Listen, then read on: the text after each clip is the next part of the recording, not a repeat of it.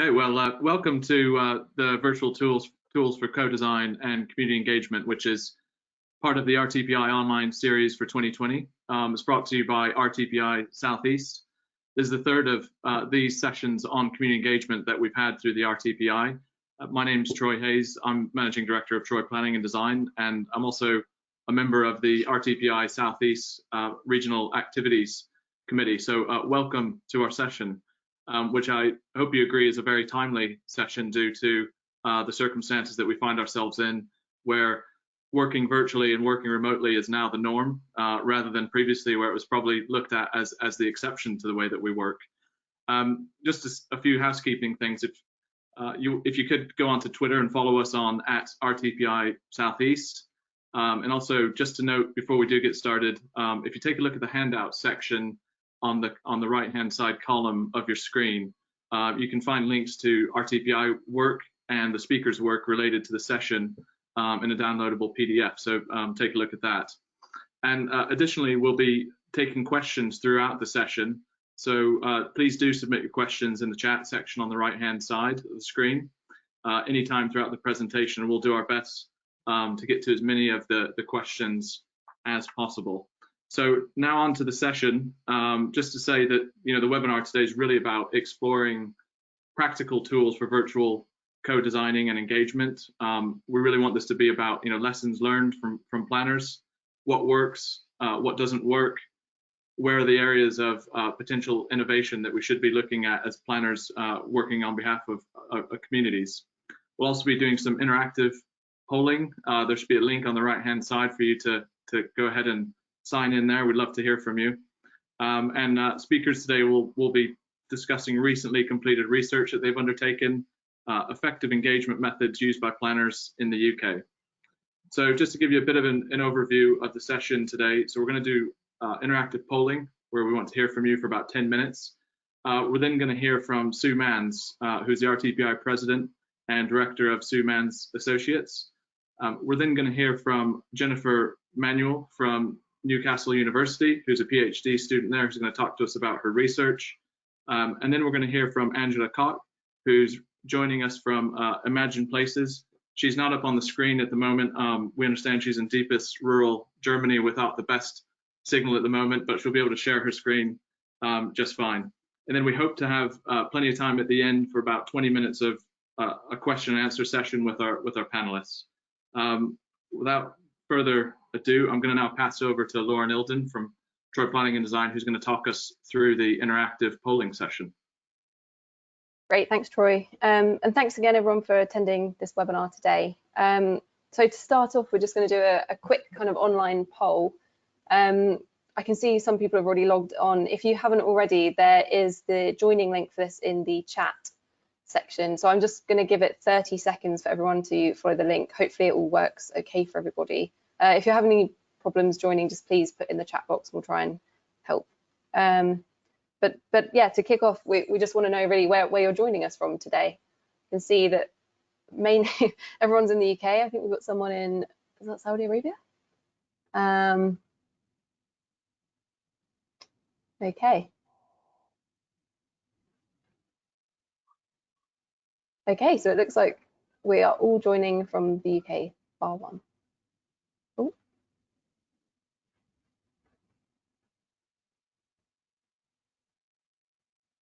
Excellent.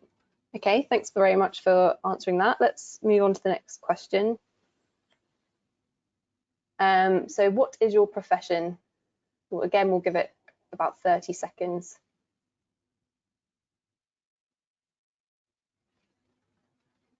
Looks like we're on here and your other. If you could maybe tell us what your profession is in the chat box, we'd be interested to know who else is represented today. Yeah, excellent. Looks like majority of us are all urban planners, but we've got some urban designers with us. We've got some community engagement specialists, other consultants and specialists. Oh, it's gone. We've got some students and we've got some others as well. Okay. Thank you. So this will develop into a word cloud. So it's which virtual participation tools have you been using most during the COVID-19 lockdown? The more popular the answer, the bigger the word will get. It looks like a lot of us have been using Teams and Zoom. Go to webinar. Some of us using Google Docs, Miro, Live Size, YouTube, Skype meetings.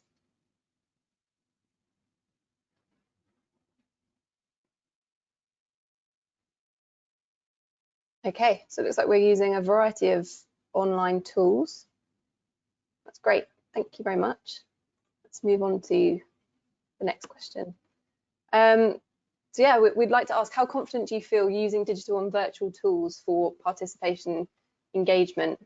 It looks like a lot of you are feeling pretty confident, wondering whether this has changed through lockdown, whether we've all had to become acclimatized to using these online methods.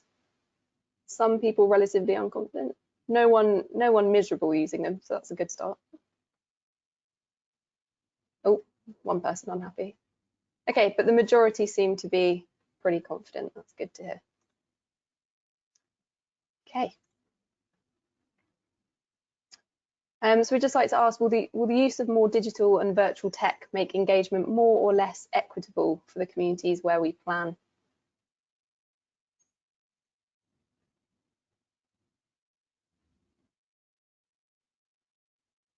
Interestingly as well, we did this with predominantly American planners about a month ago, and I mean it was the beginning of the pandemic really, but the majority of those said it was too early to say. It looks a little bit more balanced here. We're thinking that it's more equitable, but a lot of people, 41% are still saying it's, 42% are saying it's too early to say.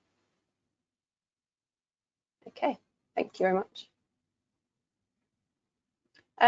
So do you feel that your budget for community engagement was adequate before the pandemic? We've got 3 options: yes, no, or don't know.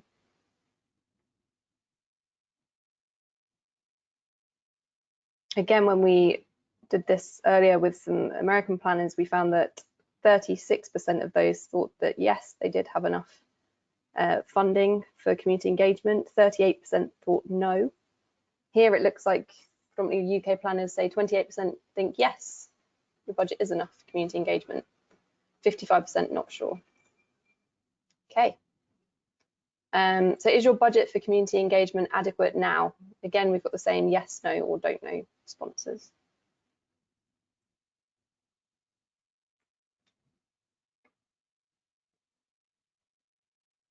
So it looks like the majority of us don't know at this time. Okay. Let's move on. We'd just like to ask as well, what are some of the biggest risks going forward in using digital tech for virtual engagement? Again, this is a word cloud that will build out as you post your different words. So we've got trolling, hacking, exclusion, marginalization. We've got connectivity bias, the scared surveillance. It's all kind of the risks of going digital, I guess. Facilitation, statutory, power, fear, connectivity, signal network, control. Excellent. So it looks like exclusion is the most popular response, followed by security, connectivity, and access. Or elderly, we've also got.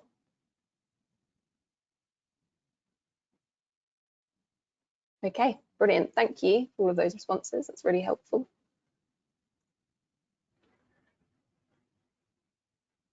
So on the flip side, we put, what are some of the biggest opportunities going forward in using digital tech for virtual engagement?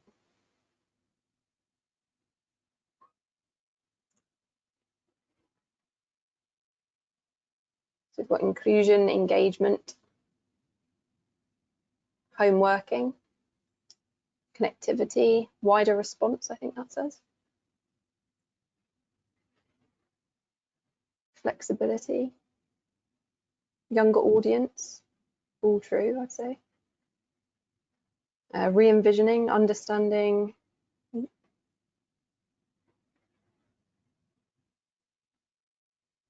digital trends, engages easier. Okay, so it looks like we've got inclusion, participation, wider engagement, youth are the top answers for that. So thank you very much again. We'll move on to the next question. Okay, so do you think that virtual and digital tech should replace traditional tools or methods of engagement? We've got yes, no, combination of the two, or don't know. We've got a resounding combination of digital and traditional methods, 88%. Really similarly, actually, as well, we recently did a similar poll with predominantly Dutch planners, and 87% of those said the same, that a combination of tools should be used. So it looks like we're generally aligning with Dutch planners. Excellent. Thanks. Okay, and how can we make virtual engagement more creative? And I think what we're kind of really tapping into here is this idea of workshops and being able to kind of share ideas and draw things. From your perspective, what can we do to make this better in a virtual environment? So visual, participatory, 3D, better use of software, I think that says. Visualizations, drone footage. I think that's social media, videos, designing, responsive, augmented reality, I think that says. So our top answers here are video, software, participatory, visualizations. We've also got photography and interactive. Presentations, consistency. Okay, so we've got some really great ideas there. Thanks again for your responses. We'll move on to the next question. And this is our final question today. So in your view, who should take the lead in innovating virtual engagement tools? Got an instant public sector, 100%. So the options here are public sector, politicians, local communities, private consultancies, universities, tech companies, or other.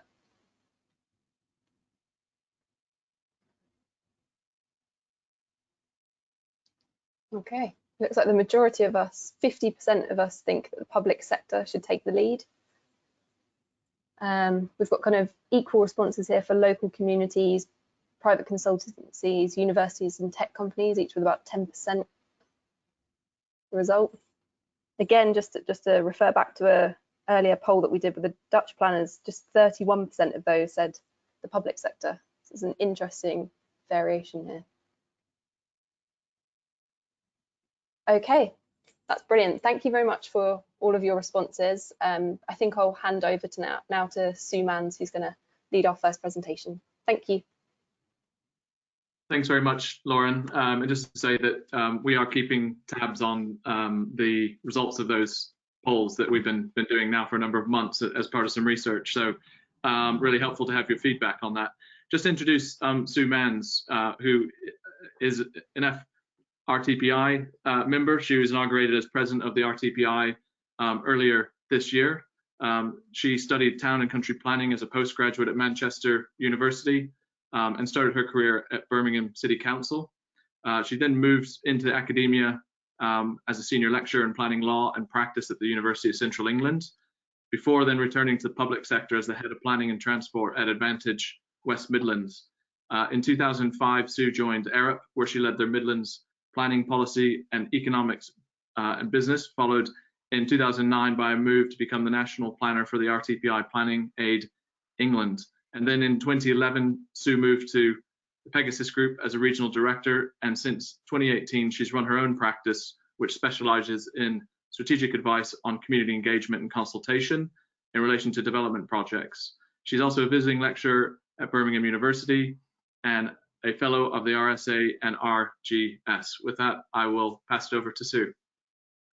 Good morning, everyone, and I hope everyone can hear me all right. And thank you very much for that introduction. It makes me feel very old when someone sets out all my career like that, but still. Firstly, I think the poll was absolutely brilliant, and quite a number of those slides actually pick up very much what I'm going to be talking about today. So it was the absolute perfect lead-in. So looking at my first slide here, the thing I really wanted to pick up, and I think it came through on the poll, was the health warning on the digital divide.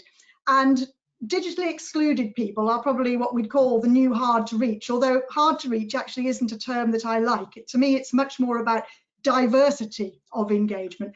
But what is very interesting from the work that I've done is that those who are digitally excluded are often the very same people who we are failing to reach through traditional approaches. So they include those already at a disadvantage, which may be as a result of age, education, income, disability, unemployment, further widening that social inequality gap that's really come to the fore recently. So we will always need those bespoke approaches, whichever we're using, whether it be traditional or digital engagement, to make sure that we include those who are underrepresented. So looking at internet use, and these are the figures from the ONS 2019. There aren't any figures yet for 2020. My suspicion is that we've actually increased internet usage during 2020, particularly in the older age groups. But what is very interesting is the fact that 99% of those 16 to 44 had been recently online when they were doing this survey. And in fact, now you can see the huge jump between 2011 and 2019 in the over 75s. Now we've got just short, 47%, just short of 50% of people who are 75 and over. I should say that's in 2019. And I'm sure we've all seen how that's increased. So even in that age group that we traditionally think have been excluded, growth is happening. In terms of other social media, one thing I just wanted to draw out from this slide is that we're probably all familiar with those names that are listed in brown on the screen. But each of those platforms attracts a slightly different demographic in terms of user. So just taking, for example, Snapchat, that's actually slightly more popular in urban areas than rural, and it's mostly those who are still at school or under 25. Facebook has, again, a slightly different demographic, slightly more male dominated. LinkedIn, the demographic there is much more of people who are, you can see from the slide there, over 50% earning 45,000 or more. So it's a very different sort of demographic. So when we say using social media, you do have to think again about where you're actually, about the mix of media that you're using and who it's targeting. So new technology, social media and the internet are very, very powerful tools. They are accessible to the majority, as you can see from 2019 slides, and they are available 24/7. But to me, one of the key things is they can make engagement interesting, relevant, and exciting. And yes, I did say exciting, because it actually can. And if you become interested in something and it excites you, you want to stay part of that. So that's really important. Traditional community engagement in the form of exhibitions tends, as I think we all know, to attract a certain demographic. They tend to be the time rich, which tends to make them the retired or early retired people. A real plus is it enables personal interaction and dialogue. And that's something that clearly, that conversation, seeing people's body language, having that exchange, that's missing digitally. But it equally can exclude many, many people. And particularly where exhibitions are held during the week, as many are, say from 2 till 7 o'clock at night, that actually excludes most people who are working with families and juggling busy lives. So they are, there's pluses and negatives. The way we have often responded to this is to put PDFs of our display boards onto a website and then call it digital engagement. Well, I don't know about you, but that isn't quite how I see digital engagement. So, as I said earlier, we're always going to need bespoke approaches to ensure we get that diversity of views. And that is what it's about, capturing all those different views and getting balanced and representative responses. And here are just some great examples of how we can do it. And that will never go away. But that applies really to the targeted ones that we're not reaching through other means, or to specific aspects of engagement that we want to explore in more detail with certain communities. So back to the exhibitions, traditional one. An observation I would make, and I don't know if you've all done the same, but when people enter an exhibition room, the first thing they do is head to the plan. And I find that quite interesting because it immediately means it's the visual that they are attracted to. Comments I've heard from community attendees: I want to see what it's going to look like. I can't see that here. Or I can't say what I really think because of the people that are here. Now, I've heard that an awful lot of time, intimidation by other people round about, not wanting to seem out of the circle. And the other one, as someone walked out, just turned and said, boring. Now, maybe just looking at display boards full of lots of words is boring. I do have some sympathy with that. Now, the Building Better, Building Beautiful Commission report in January 2020, they actually identified a move from analog to digital engagement and made this a recommendation. They've made it absolutely clear new technologies such as augmented reality, online surveys like we've just done, visual comparisons can support hugely improved engagement with a much wider cross-section of the community earlier in the process and with a more confident and truer understanding of popular needs and preferences. So with that in mind, understanding proposals is one of the most challenging things, but people have to be able to understand them if they are to be able to give a meaningful and informed response. Now, I don't know about you, but certainly for me, and I think for many other people, there is a problem in how we look at a 2D plan such as this. We then turn it into a 3D visualization in our mind, and then we position ourselves within that plan to get views of what this 3D building is looking like, and then maybe around the edges of it to see what it would look like to look in from the outside. I don't know many people who can actually do that from a plan like that. And yet that's what we often put up on traditional display boards or in traditional consultation. And when you get to a larger scale, it's even harder to do. It's a real challenge to be able to turn that into something that you can then meaningfully comment on how it relates to the surrounding areas. And sometimes that's the sort of thing that happens when we aren't able necessarily to visualize what a development might actually look like. So one of the things we've done for many, many years where finance has allowed it is to have traditional 3D physical models. So we've used them at community engagement events. They're very expensive to build, but the real issue I have with those is that you never actually, in real life, look down on a development. And it's, again, very hard unless you see people getting down low level and trying to look through the streets, but it's very hard to actually interpret that at a ground level. And then we've moved now into computer-generated 3D models, but there is still an issue in terms of ground level appreciation if we display images such as this. Again, you've got more of an idea, but you have to sort of try and drop yourself down into it. Now, what I want to show you here, if it works, and fingers crossed that it will, is a video from Brisbane.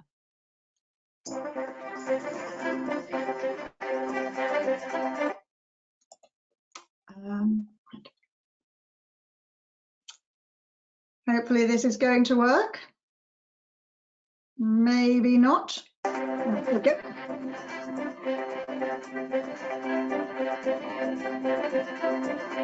Welcome to Virtual Brisbane, Brisbane City Council's computer-generated 3D model of the city. Keep watching to learn how this innovative technology helps Council plan for our growing city. Virtual Brisbane is a spatially accurate and interactive 3D model of the city's CBD and inner 5 kilometres. It allows council planners to analyse proposed developments and planning scenarios in greater detail and make more uniform decisions about how our city grows. By animating a proposed development in Virtual Brisbane, our planners can view it from an unlimited range of aspects, including ground level, mid-height and bird's eye views. We can vary the time of day and assess the impacts of height, orientation and design on the surrounding area. We can also consider other scenarios like adding extra parks and trees to support new development and test what impacts development might have on local infrastructure networks. Virtual Brisbane can also help residents better understand the future of their neighbourhood and city and have their say. By using Virtual Brisbane, our planners are able to show residents planning scenarios for their local neighbourhood in a 3D environment, much better than sketches or artist impressions. For more information on Brisbane City Council's Virtual Brisbane, call 0. Okay, well, hopefully that gave you an indication of what one of the cities Brisbane's doing. Now, what they actually then did in terms of community engagement was to use that model to actually consult on their future Brisbane. And it was, they called it Plan Your Brisbane Game. And what that, you see the graphic on the left there, what that actually allowed the community to do was to explore what happened if they increased or decreased density on sites, and how that impacted on land use and what some of the trade-offs were that were needed. Now, the result of that was Brisbane's future blueprint. And as you can see from the slide there was more than 100,000 who had their say, and that's 1 in 5 households across Brisbane. Now, compare that to our local plan consultations, which in this country seem to attract quite often less than 1 in 10,000 of the population in terms of responses. That is a massive difference in terms of engagement, but importantly, it was about the learning and it's about the trade-offs as well. So one of the things we've been, I'm sure you've seen out in some really good exhibitions, is the use of interactive touch tables, again using technology to allow people to explore some of those things in the way Brisbane did. Those can actually be uploaded online and you can play around with them. And the comment that I've heard on that is just interesting. It's come through. It stimulates discussion, particularly if you're using them at an event. Now, again, during the COVID time, one of the problems we've had is we can't do face-to-face physical exhibitions. But what it is possible to do, and this is a slide from the Oxfordshire County Council Didcot Infrastructure Update Consultation, that's a mouthful, is they recreated a village hall exhibition. And you can see the way it's laid out there, like a traditional village hall. You can see the main board in the centre, which has got all the words on. It's possible to click on that. It's also possible to click on the artist impressions and the visuals. So first off, I'm going to click on the welcome as if you're online, the welcome board, and that's what it looks like. Awful lot of words from my perspective, but that's what it looks like. And then coming back to it, click on the artist impression and visual materials. Now, this is where technology really gives people a chance to actually understand what this is going to look like. So you've got all the different views. They can really appreciate that far better than any plan. Now, another activity that often happens at exhibitions, increasingly, are head-mounted displays, where you can put them on in 3D version and you can start to move around that development. And again, you can explore it and see what it means. And that way, you can give, or people who are engaged in it, A, they're excited and they're interested, but B, they can give informed and meaningful responses. And that is actually what we want. So it can come in all sorts of different levels of development. So one of the things you've got to think about is if you're early on in an engagement, this is just an internal shot, what level of detail you want to go to. You might have none of the equipment that you can see there in that picture, but just the broad outlines. But as you go further on, so you can develop the detail. So final slide, analog to digital, using the BBBC phrase. Some of the takeaways that I wanted to leave you with, that the presentation level has to be appropriate to the stage of engagement. And I've shown you different stages, so as we've gone through in some of the different examples, because if you're doing it early on, which you should be, then sometimes too much detail might make it appear as if decisions have already been made. And sometimes too much detail actually narrows thinking, but then that applies to other forms of display as well. Accuracy, it can only ever be illustrative. Few images can or will be 100% accurate. And it's very, very difficult to verify images in 3D or to test how they've been produced. But again, we have to have trust, and that's what we have in most forms of our engagement, the traditional ones. In terms of benefits, it's improved understanding of the development and the impacts, so we get informed comments back. And it's got scope for imaginative, inciting engagement. And that will excite people into planning as well, which is brilliant. Things to think about, digital divide. So the traditional tools, the really good ones we've got, we're tackling the same excluded groups. Access to internet bandwidth software, that came up in the poll survey. That is a challenge, but hopefully the investment that we're going to get following COVID will actually help to start to fill some of that gap. And the overlap between digital exclusion and those absent from exhibitions, that's really about the digital divide. So that's all from me. I'll hand over. Thank you very much, Sue. That was a really stimulating discussion about moving from 2D to more 3D planning, and also picking up on the point on the digital divide as a challenge for all of us planners going forward. So thank you very much.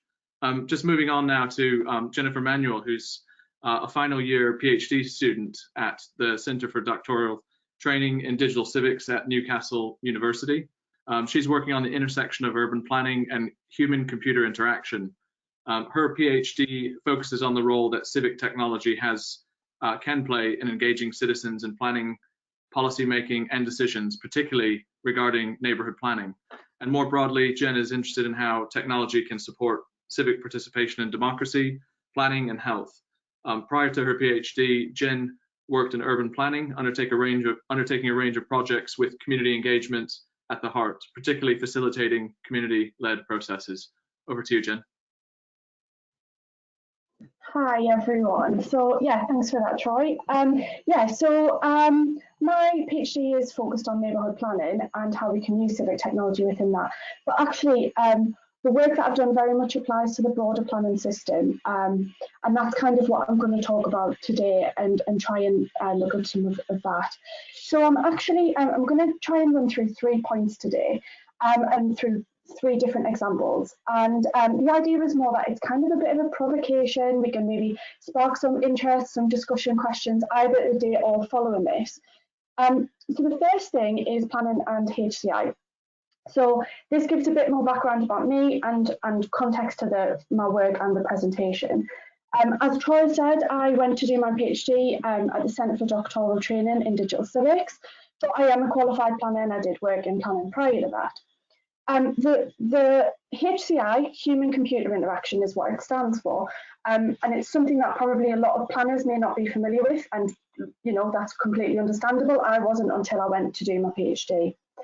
So now I actually work across both of those fields, planning and HCI. So I'm telling you this.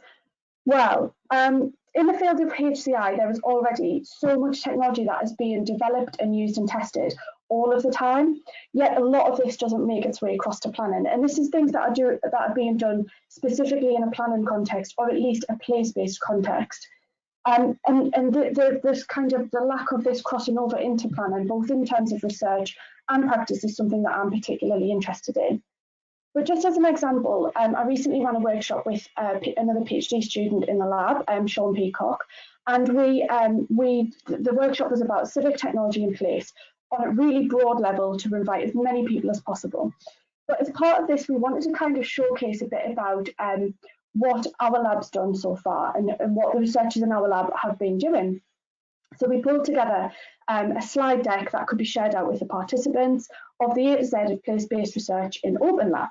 And you can see there, I think there's about 15 of us, and everything that these people are doing and that are sort of in these slides is all planning related or place related. Whether that's directly planning related or whether it's engagement methods or whatever that might be.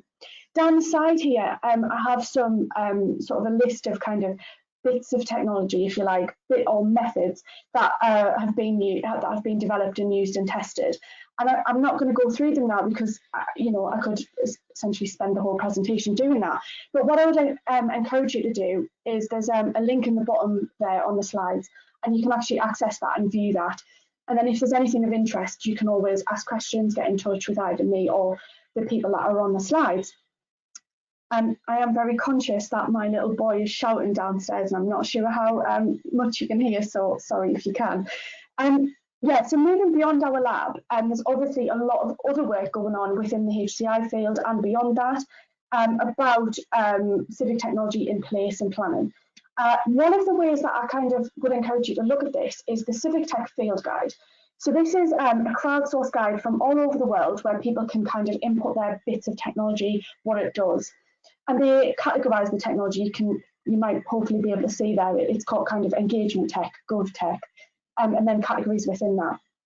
And I think if you just kind of want to see the sort of sheer amount of technology that is out there, just spend 5 minutes having a look at this guide. Because, yeah, okay, not all of it might be live now because it has been done over a long period of time. Some of it might not be freely available, some of it you might have to pay for, some might be open source. But the point here really is that there is already so much in existence and being used and being tested. And the reason I'm sort of saying this is because I think really we need to start to look beyond and look at what already exists, but also look beyond our field, look beyond just the planning field. And yeah, there's already a lot of things out there being used, things that are being tested. There might be some great tools out there. There might be some great methods using existing technology. And that if we build on what's already there, then actually we're already in a much better position. The second thing today that I'm going to briefly mention is one of my PhD case studies, which is where I used participatory video with neighbourhood planning groups in the North East. And it was actually quite interesting because in one of the word clouds earlier on, participatory and video were actually two of the key words. So I thought that was actually quite interesting and links quite nicely to my presentation. So what I did was quite an exploratory study, but the basic premise was let's go out with citizens and film the places and spaces that are important to them or relevant to them. The specific task was sort of based on the stage of planning that they were at and that sort of thing. My focus today, though, I'm not actually going to talk about the tool and the method itself. I'm more than happy to talk about that with people if they're interested, but I'm actually talking about the successes and failures of that project. So one of the things is that, well, firstly, there was a lot of really positive things.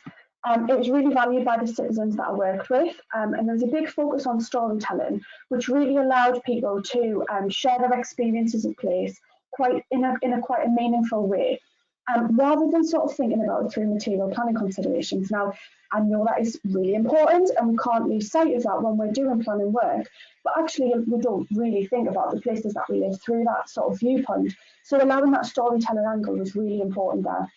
There's lots of other really good things, but on the flip side of that, it needed a lot of facilitation, and I've tried through the various processes of work and doing this work to kind of reduce my input and me step back to see if this could be sustainable without me being there.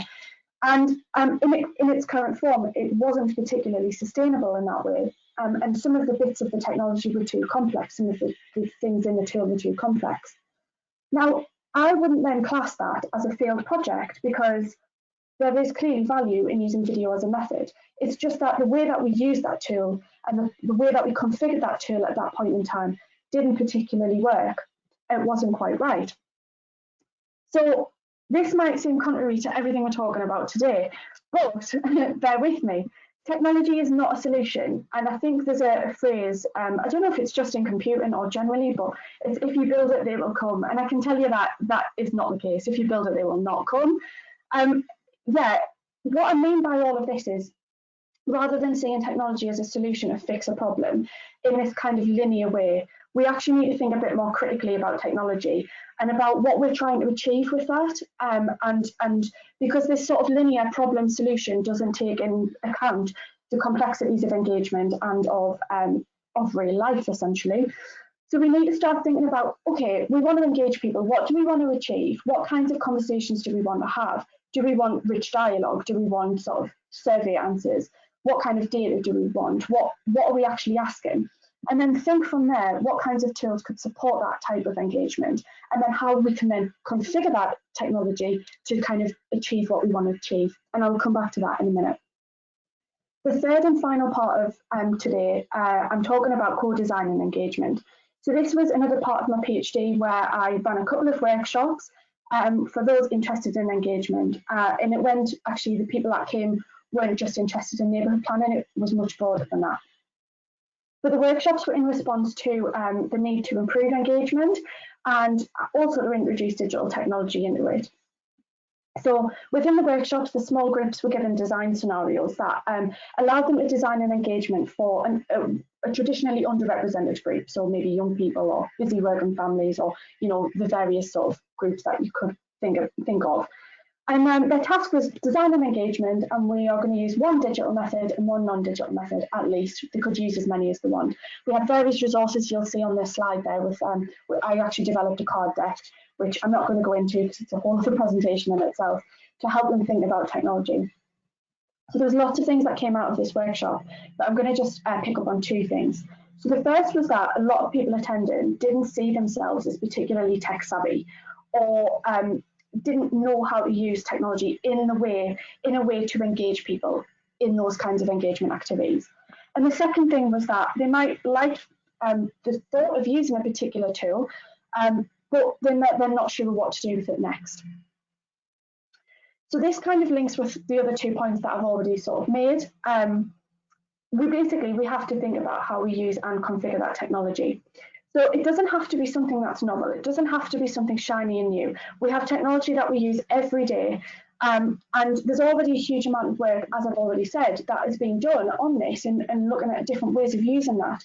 So actually, if we start to build on what's already there, then we can also develop resources that sit around that technology to say, actually, we could use it like this, or we could use it like this, and with suggestions and support. So those people that are not particularly tech savvy, whether they are or aren't, that's sort of how they think, they might actually be able to design and deliver engagement in that way.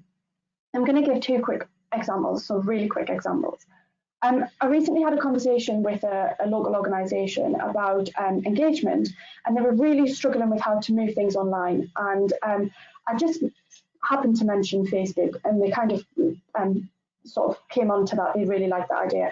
But what they hadn't thought about was, yeah, but it's not enough to say, let's use Facebook. How do we use Facebook? Do you have a page? Do you create a private group? Do you create an open group? Do you use the poll activity, the polling facilities?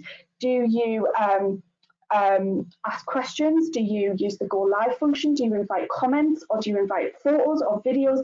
You know, there's all of these things, all of these functionalities on Facebook. How do we actually use them in engagement? And how will it all be structured? The second example is actually, I'm going to just briefly mention a project from the lab, which was using text messages via WhatsApp. So this was a colleague in the lab, Dan Howard, another PhD student, who worked with the International Federation of the Red Cross. I know this might not be place-based, but the premise of what I'm going to say will make sense, hopefully. They wanted to engage with their volunteers to develop a shared vision, and they usually get quite low response rates, so they wanted to do something a bit different. And Dan actually designed a game using WhatsApp, taking the functionalities that WhatsApp allows, groups, voice notes, videos, sharing links to things, and developed this game. And they actually engaged with over 4,000 volunteers all over the world that shared around 80,000 messages. So it's just really thinking about, okay, this is things that people use every day. How can we use them differently, and how can we configure them? What do they use? How can we make better use of them? And what activities can we actually do using those tools? So the final thing really is just to say technology is not a solution as such, but if we do look at the methods and tools that already exist, and we think critically about how we can use and configure them, then we can be in a better position to engage our communities. And that's all from me.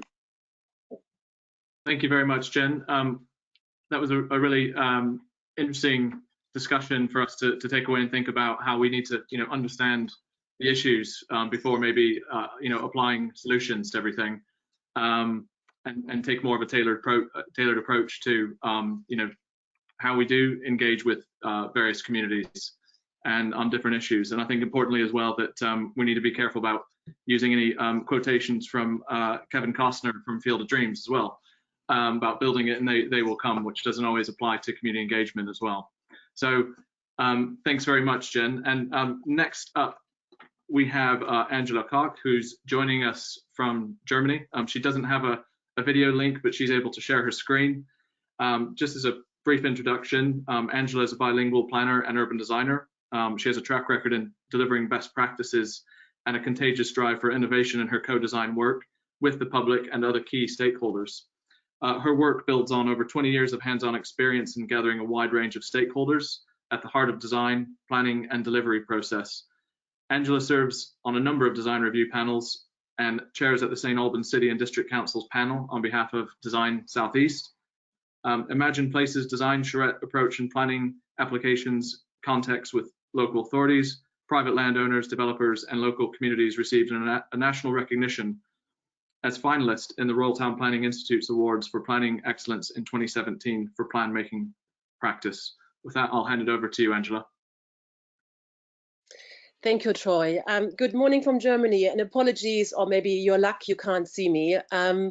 I am sort of struggling a little bit with bandwidth, basically. So I'm hoping I can get you through my slides without losing you. And today I will not talk about a lot of my other work. I will really focus probably on our day-to-day and working with Zoom and how we can probably use this more effectively occasionally in our engagement work. And I have chosen that sort of particular topic because, as some of you may know from my work, I'm particularly interested in how our sort of shared insight and learnings that we come across when we work with the public and other stakeholders, how they can really impact on the design, investment and delivery decisions. And sort of one of my top tips really is we should do our pre-application engagement. And that's why I want to focus today on really well, basically, and do little but do that well, I think is one of my sort of key top tips. And I will take you a little bit up north. I do work a lot in York, in the wonderful city of York. I'm part of the design team led by Mika Riches, and we're working on 3 sites at the moment across the town, city, I may say. And normally that sort of looks at RBA stage 2, a bit like this. So we build models together with the communities. We have our blocks to scale, the hands all over, and trees and cars and everything to scale. And I think we all, as a design team and our clients and I guess the communities, they do enjoy this hands-on. And I think, thank you for Sue's comment earlier that you really need to get your head on street level to see what's going on. And I can reassure you that does happen quite regularly. But obviously now with COVID, this is not really quite the way how we can do it. And because we are in York sort of halfway or 3/4 through a planning application process, when COVID started, we had to sort of adapt our ways of working. And this is a picture sort of taken at the end of March. And this is in Israel, where this is a demonstration. And I share this picture with you. It's a wonderful picture by Thomas Appelbaum, because if there's a will, there is a way how to work this sort of changed world, and where we have to keep distance. And technology, and this is obviously here, you can see the white lines, that's also a version of technology, helped this demonstration to be safe. We have now since then seen that maybe in other parts of the world that demonstrations are not always organized like that. So technology needs to be applied well and also and followed, otherwise it won't work. But we have obviously in York, so this is one of the sites in Burnhall, we have put our exhibition quickly online, and maybe for some of you who see the slides quite large, which obviously is also a great side effect of this working online, we can actually see the slides that people present.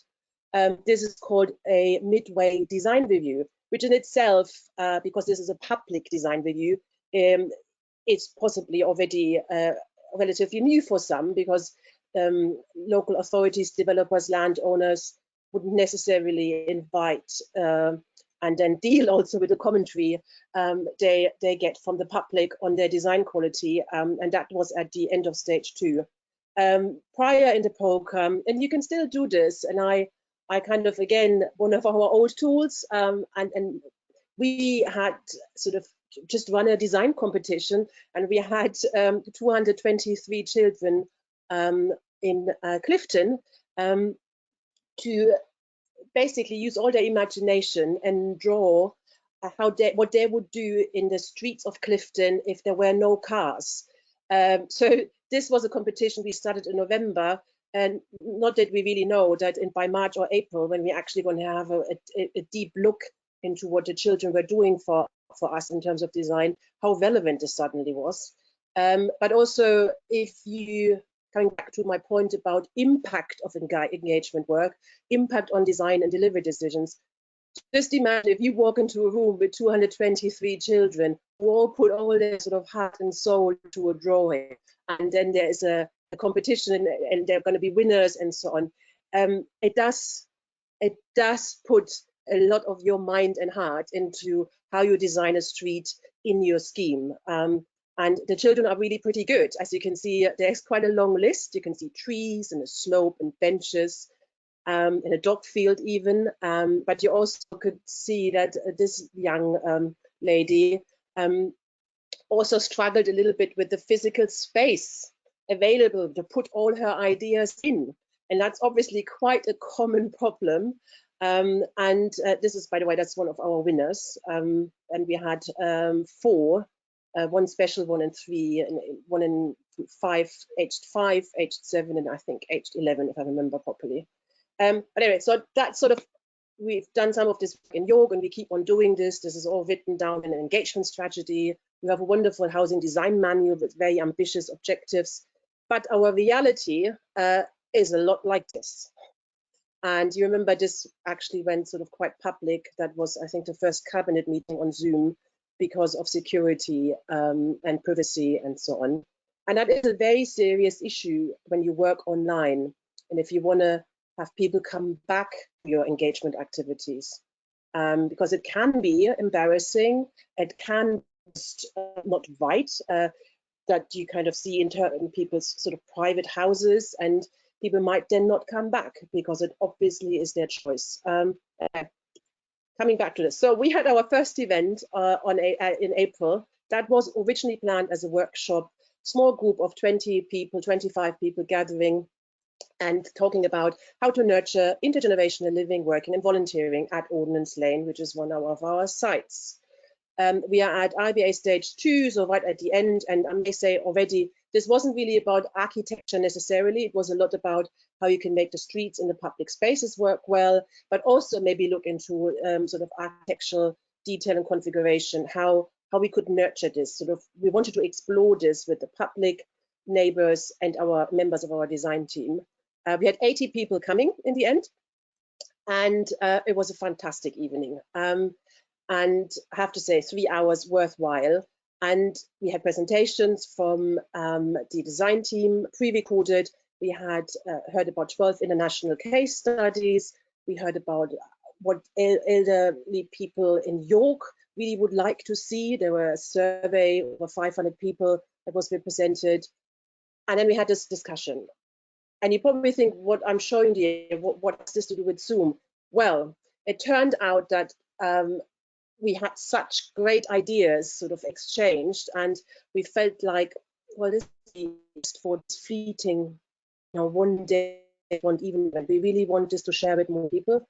And we decided to use old technology and merging it with new. And I do hope this is going to work now. Be good if Troy could give me a sound saying, yes, it does work, so I know, because I hope they can't see you. We basically, oh, that was really.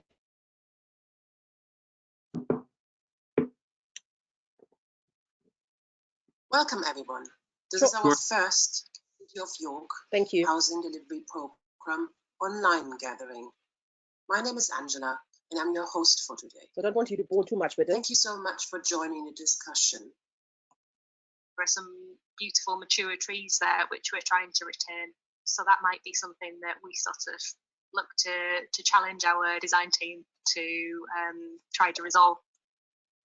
It's like a staircase tree, so you can cross from one building to the other. So I hope this gave you sort of a bit of an impression. We basically used this shorter version of the Zoom recording, drew the ideas that were exchanged during the Zoom this debate into all overlapping, because you see this is a very busy drawing, obviously, and it's not architecture, but you can see people on the roof. There we talked about music and what the role of music could have to kind of bring old and young together. There's a community kitchen. You can see shared tables, mobile planters. Gardening was a very, very important part of this. But I also was to talk about the courtyard and how courtyard is sort of conducive to being part of a community, but not always in the community and active, which is for particularly sort of elderly people, sort of beyond 75 or 80. We heard that evening, really quite important that they can look into a space and be passively engaged. Anyway, that was sort of a technical. I want to. And we put this all on a website. I would love to invite you to have a look at that, because you will also find all the pre-recorded presentations by the speakers, and maybe in particular Lydia Sott produced 12 case studies on this, and if you're interested in the topic, I'd highly recommend to you. And she also has a little avatar of her, which you probably never see before, how to do a presentation that way. So maybe I'll make you curious, because I think we're running out of time.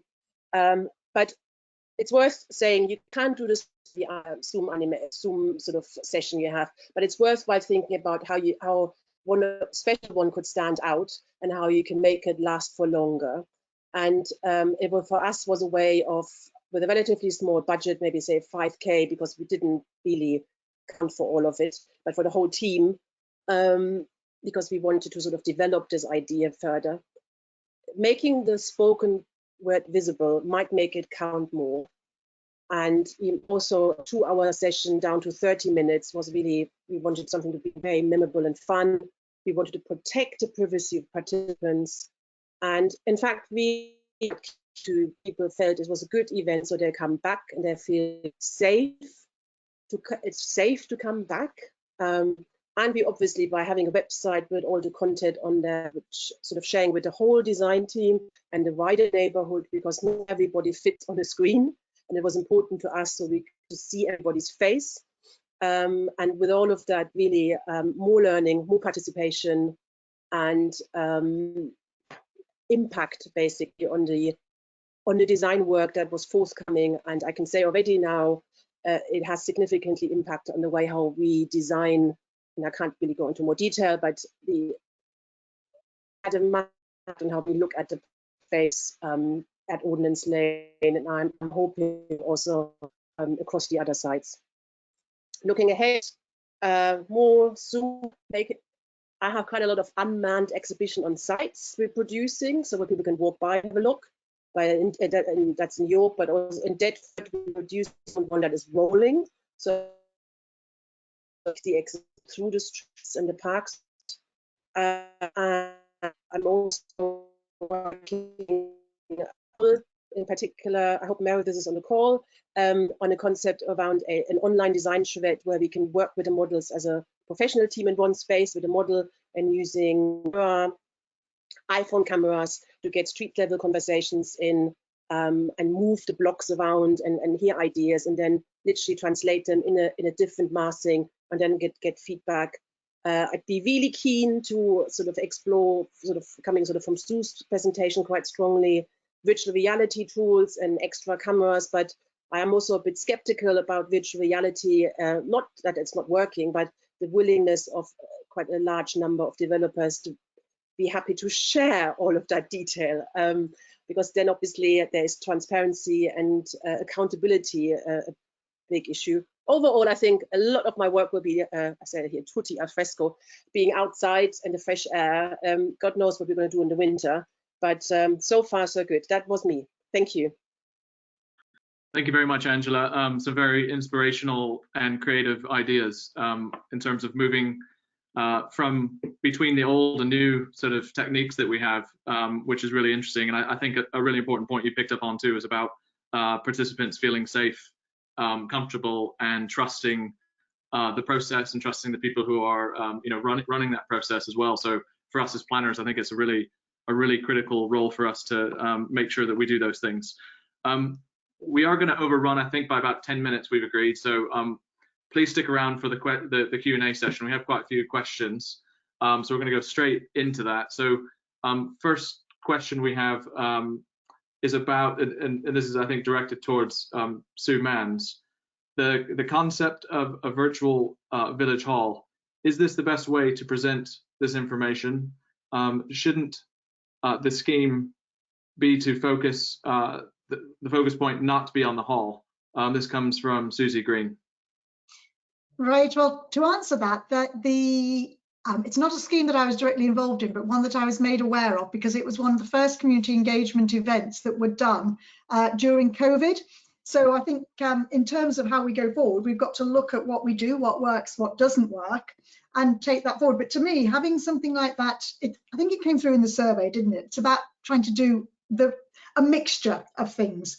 But if you can actually make the real village hall event much more inclusive, more digitally interactive, then that's got to be better as well. So we can actually switch the technologies between both.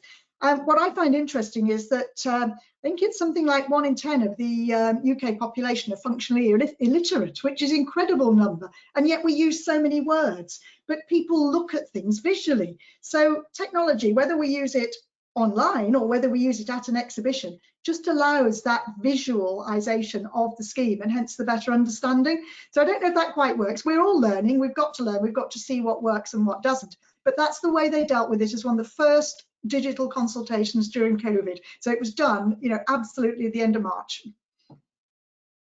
Thanks very much, Sue. Moving on to the next question, which is for Jen. If you could choose 2 to 3 of your favorite tools for community consultation, what would you choose and why? This was sent by Iman Tilly. Wow, that's a big question. And I don't know that I can answer it because I am very much about the tool fitting the context. So what will work in one context wouldn't necessarily work in another context. And I think that's kind of part, I didn't say that specifically in the presentation, but that's a very much an important part of it. The things that I've actually used, I can say that I use participatory video, and it ended up, and this might sound a little bit contradictory to everything I've just said, it actually ended up being one of the only digital technologies I used during my PhD. I won't go into the reasons why, but it was basically because we really had to start thinking about neighbourhood planning as a process before we could start applying technology to it. So although the participatory video was good, I didn't then try out lots of other things. A lot of what I have experienced and what I've learned about and read about and experienced has been through things in our lab and within the HCI community. And I don't think I could pick. They're all really good. They all do really different things. So if I had a little bit more time, the slide that I talked about with the A to Z, which had sort of a list down the side, the aim was that I would have just picked a couple and gave a bit of an overview, but I just didn't have time to do that because a lot of them are really great, but they just do different things. So we have things that are more game-like, we have things that are more creative, and they all have a different purpose. So it's not that I could pick my top 3, if you like. It's more that there's lots out there and we need to think about the context and what's appropriate at the time. I think that's a bit of a cop-out of an answer, and I'm sorry, but yeah. Thank you, Jen. We have another question for you, which I think is maybe a little bit easier, is could you share the link of the different existing tools that you talked about in your presentation? Yes, I absolutely can. I can pop it in the chat now, but I can also just share it on Twitter, or I don't know how the best way to do it is, but I'll definitely just pop it in the chat now. That's brilliant. Thanks very much. We have a question for Angela. So the question is, when considering new approaches to engagement, I'm sure one of the first questions that developer clients will ask is how much and how long will it take? And are the results any different? Is the use of technology more or less expensive than traditional methods? And is it quicker or longer to prepare and undertake? And are the results any different? Sent in by John Long. Well, yes, a lot of questions. Very difficult to answer. I make always a particular point out of design charrettes working with models is a very effective and quick way on the day. They do require, good ones require the whole design team and the landowner developer to help prepare, basically, because this is about leveling and getting people a good understanding where we at as a team, and then adding their input at the right point, because it's always really challenging to identify. And that goes in 2 directions. That's going towards the design team, the developer, but also the public, where we at in the process, what change can actually happen for where we at now. And from that point, you can develop methods. I mean, to give you the model idea, I have had clients where we literally had just a bag of blocks saying, this is whatever, 20,000 square meter of residential, 1,000 of retail. Let's just see what we can do, understanding the constraints and developing a model on the day. Later in the stage, at RBA stage 2, well, we had already quite a good idea what layout should work and how the quantum fits in, but we weren't quite sure about the detail. Then you start building the model in the morning.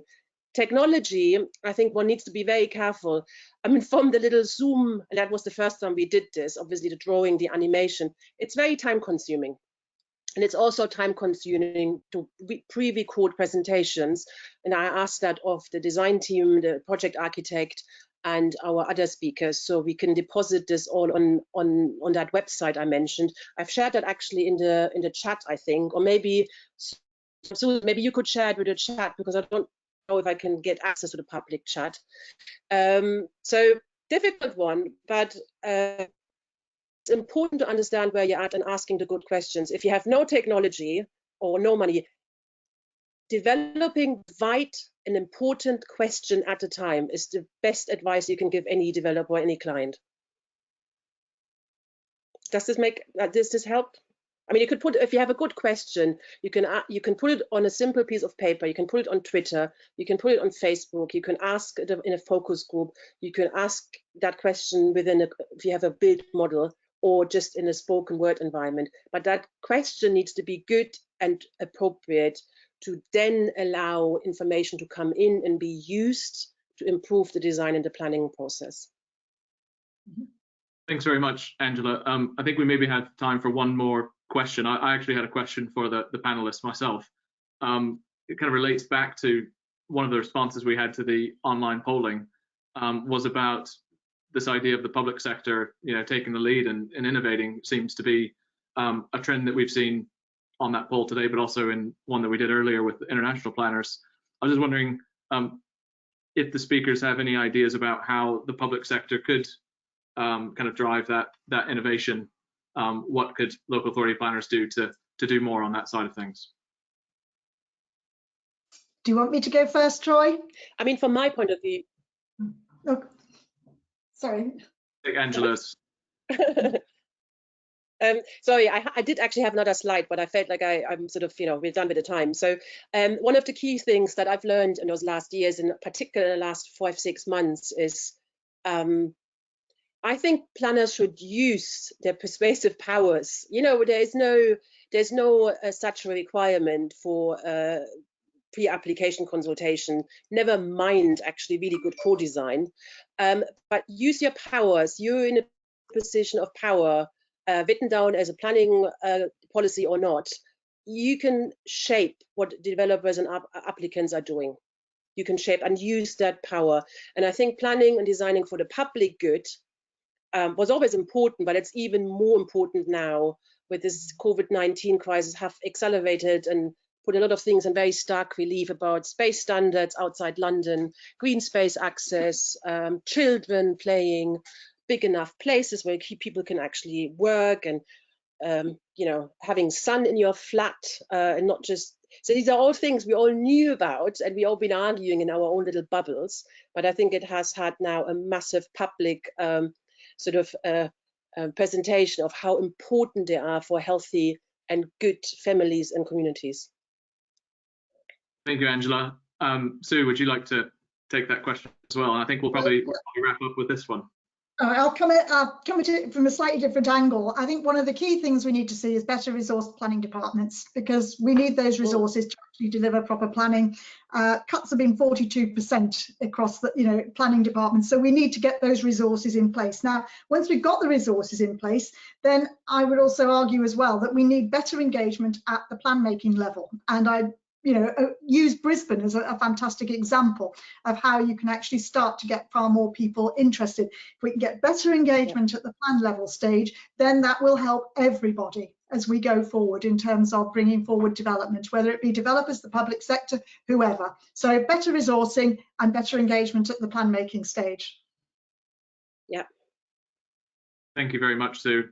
I think that's probably all for the session. I hope everyone found this really interesting. I know that I did.